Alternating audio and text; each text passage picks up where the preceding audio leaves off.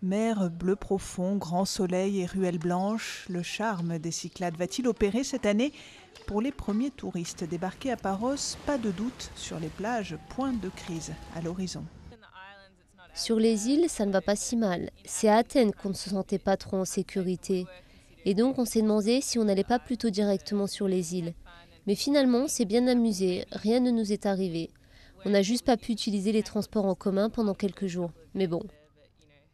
Pourtant, la crise financière du pays a inquiété certains voyageurs avant leur départ. On se disait, si ça se trouve, on ne pourra même pas retirer des sous dans les banques sur place. Oui, c'est ce qu'on pensait. C'est vrai qu'on s'est demandé s'il ne valait pas mieux annuler notre voyage. Mais on a écouté notre agent de voyage. S'il nous avait dit que ce n'était pas bon de venir maintenant en Grèce, on ne serait pas venu. Touristes soulagés donc, ce n'est pas le cas des professionnels du secteur. J'ai à peu près 35% de baisse du chiffre d'affaires par rapport à la même époque l'an dernier, parce que le grec ne vient pas. C'est ça le problème. Sur l'île de Paros, d'habitude, la moitié environ des vacanciers sont des nationaux. Or, les Grecs traversent maintenant leur 3e année de récession. Malheureusement, la durée de leurs vacances diminue. Et bien entendu, leur pouvoir d'achat aussi.